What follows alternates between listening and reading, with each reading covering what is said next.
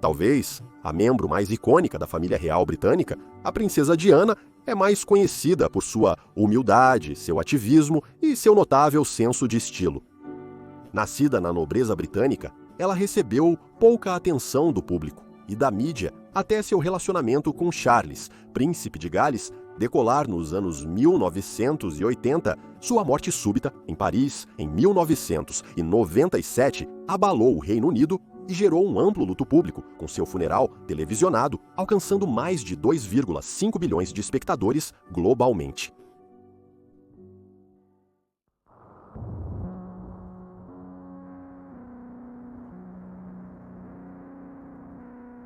Diana Frances Spencer nasceu em 1º de julho de 1961 em Norfolk, Inglaterra, filha de John Spencer, visconde Althorp, e sua esposa, Frances Spencer, viscondessa Althorp. Ela foi uma das 5 crianças do casal, que há gerações tem laços próximos com a família real britânica. Diana cresceu na Park House, na vasta propriedade de Sandringham, com os Spencer tendo alugado a casa da rainha Elizabeth II, a quem Diana chamava de tia Lilibet, durante sua infância. A família real costumava visitar a casa vizinha de Sandringham, então Diana estava acostumada com a companhia deles e brincava com os irmãos Andrew e Edward durante sua juventude. Apesar da riqueza e do luxo, a infância de Diana foi conturbada. Os pais de Diana se divorciaram quando ela tinha 7 anos, em parte devido a tensões no casamento após a morte de seu irmão John, quando bebê, e as dificuldades em ter um herdeiro masculino. O irmão caçula de Diana, Charles, nasceu em 1964. Diana morava com sua mãe em Londres, mas após visitar seu pai, no Natal de 1967, ele recusou-se a deixá-la voltar e conseguiu sua custódia, para o desgosto de Diana, pois ela não se dava bem com a nova esposa de seu pai, Rain, condessa de Dartmouth. Mais tarde, ela descreveria Rain como uma intimidadora e sua infância como muito infeliz e instável. Em gravações lançadas 7 anos após sua morte, Diana afirmou que se lembrava de ver seu pai dar um tapa no rosto de sua mãe enquanto ela chorava no chão. Mamãe estava chorando muito. Diana conheceu Charles, príncipe de Gales, o filho mais velho da rainha, aos 16 anos, em novembro de 1977. Charles, então com 29 anos, namorava Sarah, irmã mais velha de Diana. Porém, ela capturou seu interesse 3 verões depois, em 1980, quando ele passou a vê-la como uma possível parceira e noiva. Ele a convidou para uma semana de navegação no iate real britânica e depois para conhecer sua família no castelo de Balmoral. Diana era benquista e logo aprovada pela família real, e o casal ficou noivo em 6 de fevereiro de 1981. Eles se casaram em 29 de julho daquele ano e, em 5 de novembro, anunciaram a gravidez de Diana do primeiro filho do casal. Diana afirmou posteriormente que o dia do seu casamento foi tudo menos alegre, notando que estava extremamente calma. Eu me senti como se fosse um cordeiro indo para o abate. As lutas de Diana logo se tornaram aparentes. Não apenas sua infância foi tumultuada, mas sua vida adulta foi marcada por diversos problemas de saúde mental e sentimentos de inadequação. Em janeiro de 1982, no 3º mês de gravidez, ela caiu de uma escada. Felizmente, o feto não foi prejudicado, mas muito tempo depois, Diana confessaria ter se jogado intencionalmente da escada porque se sentia tão inadequada. Nas gravações póstumas mencionadas, Diana acreditava que seu casamento com Charles agravou seus problemas de saúde mental, incluindo seu transtorno alimentar. Ela recordou que a bulimia começou na semana seguinte ao noivado. Charles comentou que você engordou um pouco, e isso a afetou. Ela acrescentou que ficou muito emocionada na primeira vez que se forçou a vomitar, pois isso a aliviou da tensão. O nascimento do primogênito William não trouxe melhoras, pois Diana entrou em uma espiral de depressão pós-parto. O segundo filho deles, Harry, nasceu 3 anos depois, em setembro de 1984. Enquanto estava sob os holofotes, Diana foi frequentemente criticada e menosprezada pela mídia britânica. Ela mais tarde lembrou: "Eu tive um momento muito ruim com a imprensa. Eles me assombraram e caçaram." Ela também afirmou que, mesmo após o nascimento de seus filhos, seu relacionamento com Charles fracassou e seus sentimentos de autoaversão só pioraram, observando: "Eu me odiava tanto. Eu não achava que era boa o suficiente para Charles. Eu estava tentando cortar meus pulsos com lâminas de barbear. Tentávamos esconder isso de todos. Eu estava desesperada." No entanto, Diana era conhecida como uma mãe amorosa e dedicava o máximo de tempo possível aos seus filhos, apesar de sua ocupada agenda real. Ela escolheu os primeiros nomes deles, contratou uma babá, selecionou as escolas que frequentariam e os levava pessoalmente quando possível. Ela organizou sua vida em torno das agendas de seus 2 filhos. Em 1986, o casamento de Charles e Diana estava ruindo. Diana começou a ver o ex-instrutor de equitação da família real, enquanto Charles começou a ter um caso com sua ex-namorada, Camilla Parker Bowles. Um ano depois, a mídia britânica percebeu a tensão entre os dois e fez um alvoroço com isso, alegando que Harry era produto do caso de Diana, mesmo que ele tenha nascido 2 anos antes do relacionamento começar.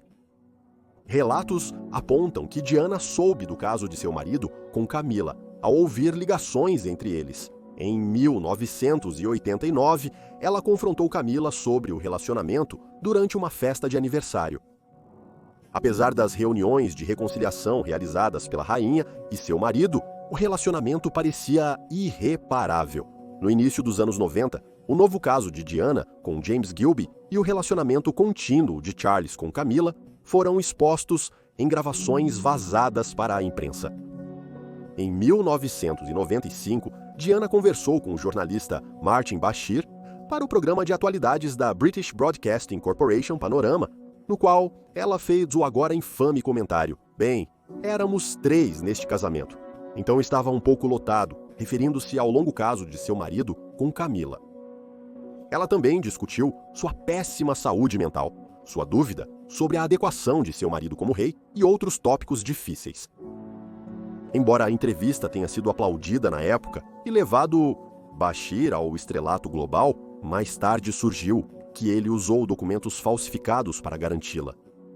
Ele se aproximou de Charles, irmão de Diana, com extratos bancários falsificados, alegando que eles provavam que seu ex-chefe de segurança recebia dinheiro de um tabloide, sugerindo que ele espionava os Spencers o tempo todo.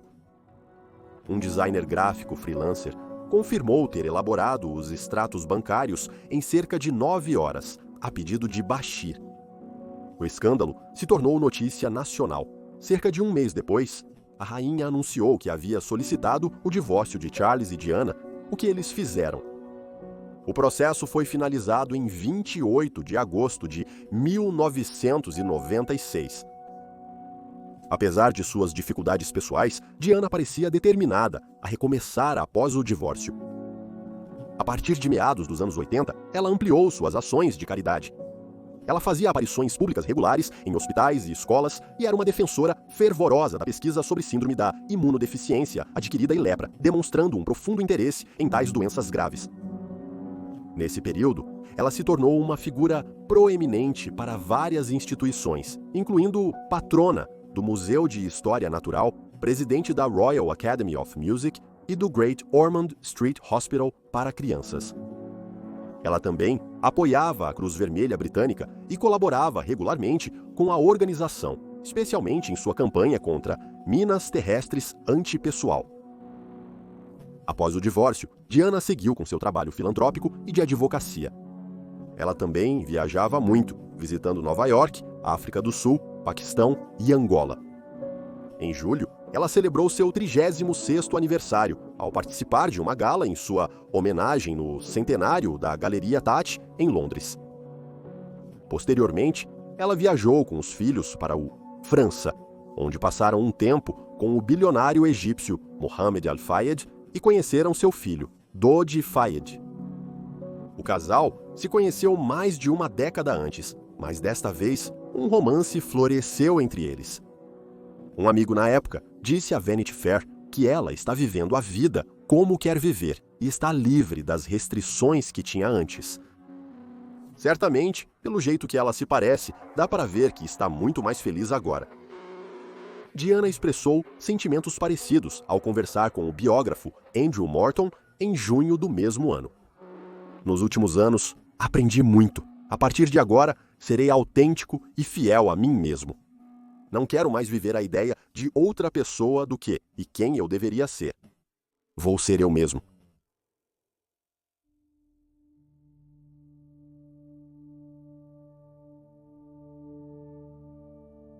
Em 30 de agosto de 1997, Diana voou da Sardenha para o aeroporto de Le Bourget, em Paris, pousando por volta das 15h30.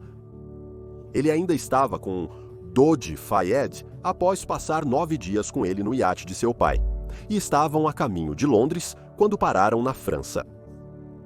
Como o pai de Dodi possuía um hotel em Paris, eles decidiram passar a noite lá, antes de continuar a viagem. Os dois foram buscados por um motorista de Dodi e, com seus seguranças, foram à casa da família dele, no 16º arrondissement de Paris. Após uma breve parada, seguiram para o hotel, 16h30. Em algum momento durante essa tarde, Diana foi a um salão para arrumar o cabelo.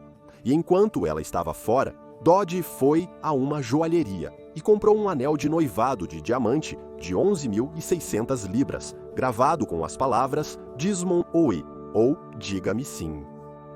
O pai de Dodi declarou mais tarde que não ficou surpreso com a compra. O casal olhou anéis de noivado em Monte Carlo e um anel foi escolhido, dimensionado na Itália e enviado para Paris. Ele mencionou que Dodi pretendia pedir Diana em casamento naquela noite, mas ao saírem, esqueceu o anel. O casal ficou na suíte imperial do hotel e Diana fez o check-in com seus filhos, que estavam de férias na Escócia com seus primos. Em sua memória, Spare, Harry refletiria, posteriormente, sobre sua última conversa com a mãe. Eu corria por aí com Willie e meus primos, não querendo parar a brincadeira. Então eu fui ríspido com ela. Ansioso para retomar meus jogos, apressei a mamãe no telefone. Gostaria de ter me desculpado por isso. Eu gostaria de ter procurado as palavras para descrever o quanto eu a amava. Não sabia que essa busca duraria décadas. 19 a Gaela e Dodi saíram de novo, desta vez para buscar suas malas no outro apartamento, Al Fahid, em Paris. Por volta das 9h30 da noite, eles pretendiam jantar no restaurante Jasmine Wright, mas mudaram de planos. Um relatório de 2006 sobre a morte de Diana afirmou que há relatos divergentes sobre a dificuldade causada pelos paparazzi nesta jornada. Alegou-se que o casal havia se frustrado com a constante atenção dos paparazzi e que eles optaram por retornar ao seu hotel e jantar no quarto, com Dodi instruindo seu motorista a levá-los de volta. No entanto, quando chegaram, continuaram a ter problemas com a imprensa, com o relatório de 2006 observando: alguns paparazzi perturbaram o casal com seu comportamento intrusivo. Às 12h19 da manhã, o casal saiu do hotel para retornar ao apartamento de Al Fayed. Eles haviam formulado um plano para tentar se livrar dos paparazzi assediadores, enviando um carro-isca pela frente enquanto o casal saía pela parte de trás. Porém, segundo o relatório, assim que os paparazzi notaram que o casal saiu pela porta dos fundos, iniciaram imediatamente a perseguição. De fato, um pequeno número de paparazzi já estava cobrindo a saída traseira de qualquer maneira. Diana e Dodi estavam no banco traseiro de um Mercedes-Benz S280 blindado de 1994, dirigido por Henry Paul, vice-chefe de segurança do hotel. Trevor Rhys-Jones, ex-membro da equipe de proteção pessoal da família, estava no banco do passageiro. Apesar de relatos contraditórios ao longo dos anos, o relatório investigativo de 2006 sugere que Rhys-Jones foi a única pessoa usando o cinto de segurança dentro do carro. Após deixar o hotel, os 4 atravessaram a Praça da Concórdia, seguiram pela estrada ao longo da margem direita do rio Sena e entraram no túnel da Praça de la Mar.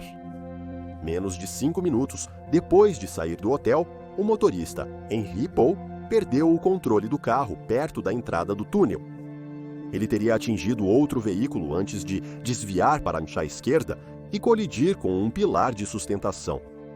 Ele estava dirigindo a mais de 65 milhas por hora no túnel, onde o 31 mph. Após colidir com o pilar, o carro girou e atingiu a parede do túnel de costas antes de finalmente parar. O acidente deixou o Mercedes um destroço assustador, com a dianteira recebendo a maior parte do dano. Testemunhas relataram que paparazzi em motocicletas haviam cercado o sedã Mercedes antes de ele entrar no túnel. Alguns paparazzi que chegaram ao local logo depois tentaram ajudar Diana e os outros passageiros, mas muitos ficaram de pé e tiraram fotos. Cerca de 7 fotógrafos foram presos mais tarde e seus rolos de filme foram confiscados. A polícia chegou cerca de 10 minutos após o acidente e a ambulância, 5 minutos depois. Rhys Jones sofreu lesões na face e uma contusão na cabeça, mas estava lúcido.